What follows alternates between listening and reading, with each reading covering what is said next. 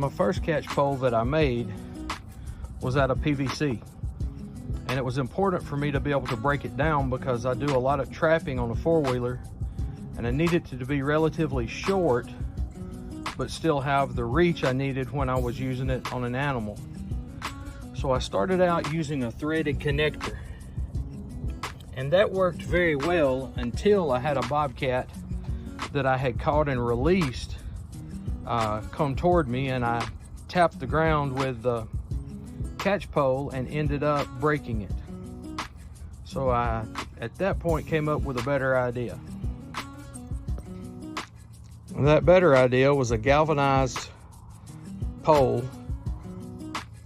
with a tab welded on the end.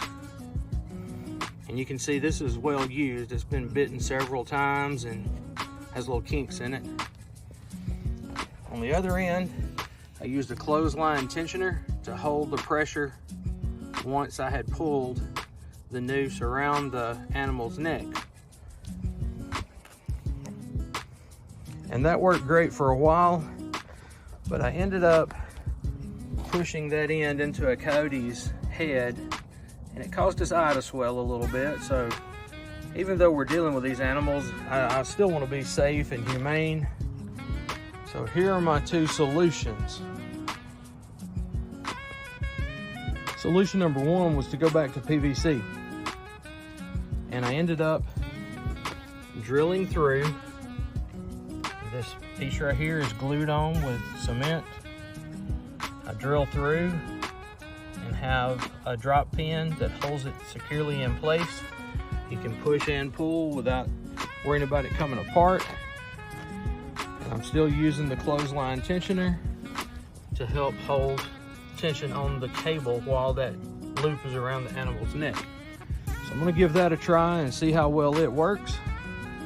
And while I was thinking, I decided to try one out of conduit. So it works just the same.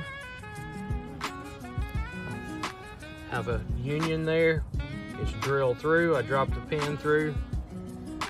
On the end, I used a rubber stopper. That way I'm pushing against the animal's face, at least I'm hitting it with something softer. Got that clothesline tensioner in place. I think I'm really gonna like these two catch poles. I'm gonna give them both a try for the rest of this season and see which one ends up spending the most time on my four-wheeler while I'm trapping. Hope you like these ideas. Maybe you can get some use out of them. When these are put together and the drop pin is in place, they're both about 5 feet long or just a little bit longer. That noose can go all the way down to about a 2-inch circle, and it's easy to release it with that clothesline tensioner. You can push it back through. Another thing I did different here on this PVC, my ferrule holding that end is on the inside of the pipe, which that is a bigger pipe. It's 1.5 inch, I think, 1.25 inches, I'm not sure. But anyway, it fits in there okay. On the metal, I decided to put the ferrule on the outside.